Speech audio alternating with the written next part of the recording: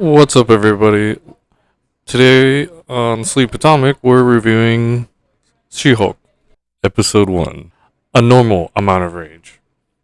First, I kind of just wanted to point out that there are times there's just other celebrities or other important people, just like watching a filming just because they had the opportunity to, and it was the most normal thing they could attend without like too many just random people they don't know like out and about that they were unsure of. I mean, if you're at that point, you would have to like be sure like no one would like disturb you just so you'd go through the day normal instead of getting all this attention. But before I go too far out there, like I think that's the vibe that this show's giving, or at least this season. Has a nice like gathering vibe to where you would be aware of certain people but not be involved with everyone. And also it gives the added benefit of it being a better quality because of the audience it held and affecting the filming. Maybe the actor had someone to focus on or multiple people to focus on to draw whatever inspiration, or maybe just the get together on the very set that they filmed on made them feel better and they might not even be there anymore. But the general like memory of the get together that happened previously in the same spot just affected the outcome. But enough of the feel of the episode. We could get into the actual happening. The pilots or the first episodes are a lot of people's favorites because of the introduction and intros, and it's kind of like actually meeting people and like going out there. Kind of a nice practice. Some people gather some little like here and there to their own meeting people. What really stuck out to me was the environment, almost if affecting Jen. The context more like, but it's easier just to focus on the environment. The environment kind of shows you like what's about to happen and kind of like why too.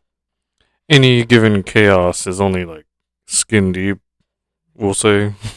Any kind of chaos isn't coming from within. There's no long term turmoil. But it's a show, a story, so there's gonna be some sort of conflict and chaos going on. But even still, it's just kind of fun to make those little connections to see some sort of underlying message. The other thing they do is the narration. They kind of already give you her internal thoughts too, for you just to kind of like look around, because there's no questions really, and if it is, it's about to be or has been posed or answered. Already has you looking at things in a invested manner with her, which was like more enjoyable effects to me, but not like because of what's happening on the screen. It's because of the script writing, and it doesn't have me looking around like, oh, okay, it's because of Jen, so it's Jen, not like someone in a writer's room somewhere or the director. I immediately related it to her, giving me some type of personality and what she's like. Or maybe even it's just because of Tatiana Maslany. But wherever you pointed that, it was pretty cool. It was a nice uninterrupted train of thought.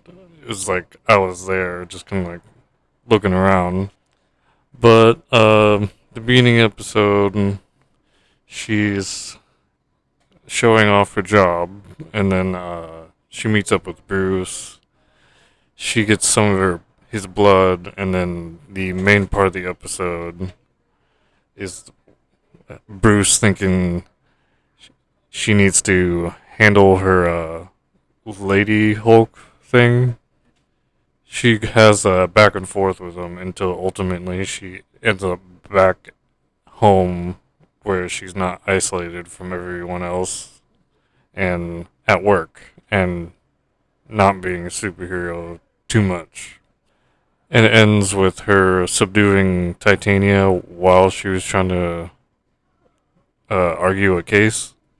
But the meat and potatoes of the episode is not any of that really for me. It was like her living out what she was about, but it's not like straight up just saying it. She does that, but it's how she'll assert her own personality or herself in the world or repress it a little bit and maybe a little shaping so everything's like fitted and everything for the situation. It's very different because it's just the comparison between Bruce and Jen.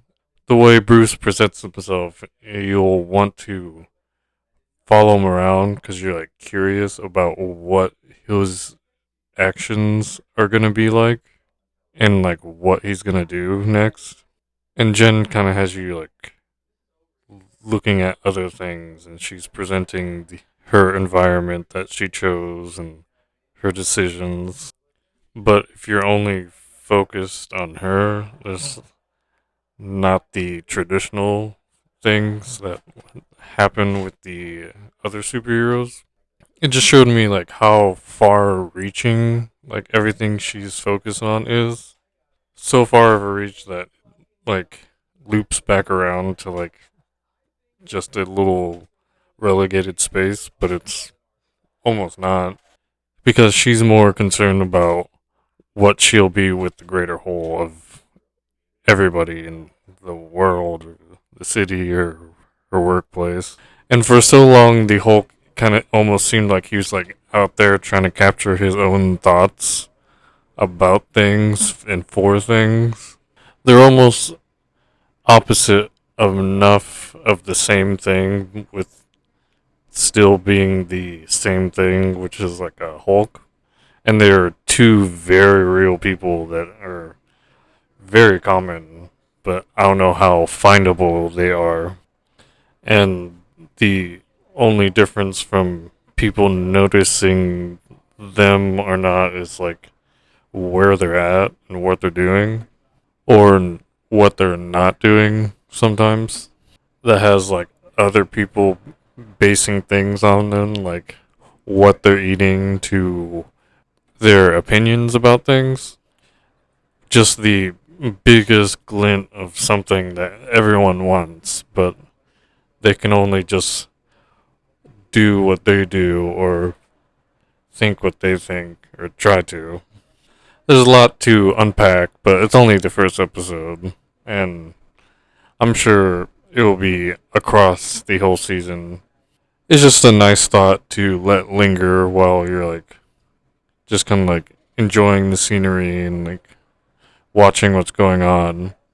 But as for what happens in the episode, I did like that Hulk actually had like a pad, like out of everyone, like he actually showed like his like little home and stuff. Uh, there was Tony Stark's pad up in the hills, but that was like his own movies before the whole MCU happened. There's not too many of those. Like, oh, let's give a guess at how we think this person would be living like. It's just kind of like some of those old questions you'd have in like when you'd go to school. It's like, oh, I wonder what their house is like or their parents or something like that. I thought it was a little awkward that Jen was doing like these overly physically aggressive stuff. Like the roar was like too much, but she was like trying to convince Bruce. So And then there's the thunderclap thing, and she like does a sound wave thing that's like disorienting, and she like keeps clapping instead of it being like one like forceful clap that knocks everything away. But everything else seemed pretty fun, like the when he pushes her off the cliff and they're like throwing the rocks, and then Hulk gets mad and like tosses a boulder into space. It kind of looks like he's being mocked, but it's just like not Jen, so it's just coming off wrong a little bit, and she's like over it too. His methods eventually were not her own, so and some actual show stuff like they're like eating like instead of like clipping it all out. There's some everyday stuff in there. Stuff that everyone has done, will do, or will keep doing. I like Titania's look, but I don't know what to expect of her from like that scene. We'll see what happens and goes along with Jen in the next episode. And the second episode is called Superhuman Law. So let's see how normal life treats her further. And I'll see you on another week. This was Sleep Atomic, and I'm Alistair. And if no one's told you yet, you look good. And it shows.